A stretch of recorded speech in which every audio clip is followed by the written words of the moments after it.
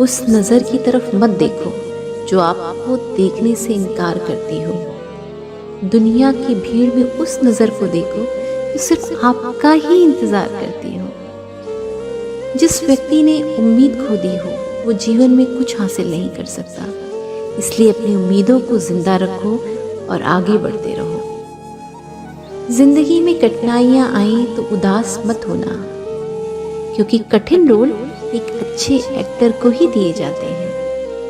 कसरत करना मुश्किल नहीं होता है, मुश्किल है कल से शुरू करूँगा इस पर विजय पाना। बड़ा बनो, पर उसके सामने नहीं जिसने तुम्हें बड़ा किया है। लाखों किलोमीटर की यात्रा एक कदम से ही शुरू होती है। बड़ी कामयाबी पाने के लिए छोटे छोटे बदलाव करना बहुत ज़रूरी है। हर छोटा बदलाव बड़ी कामयाबी का हिस्सा होता है।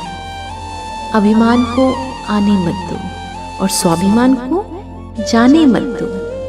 अभिमान तुम्हें उठने नहीं देगा और स्वाभिमान तुम्हें गिरने नहीं देगा। जिसकी नीति अच्छी होगी उसकी उन्नति हमेशा होगी। मैं श्रेष्ठ हूँ, ये आत्मविश्वास है, लेकिन मैं ही श्रेष्ठ हूँ, ये अहंकार है। एक बार एक जवान लड़का अपने पिता के साथ ट्रेन में सफ़र कर रहा था। उनके साथ ट्रेन के उस डब्बे में एक युवा पति पत्नी भी सफ़र कर रहे थे। वो जवान लड़का ट्रेन की खिड़की से बाहर देख रहा था।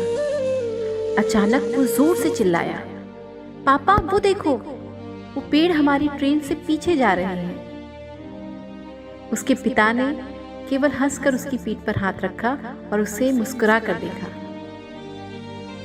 उनके सामने वाली सीट पर बैठे नौजवान दंपत्ति ये देखकर चौंक गए और उस लड़के की नादानी देखकर आपस में हंसने लगे। थोड़ी देर बाद वो लड़का खिड़की के बाहर देखते हुए फिर से चिल्लाने लगा, पापा पापा देखो, आसमान में बादल हमारे साथ चल रहे हैं। ये सुनकर वो नौजवान दंपत्ति अब जोर जोर से हंसने लगे।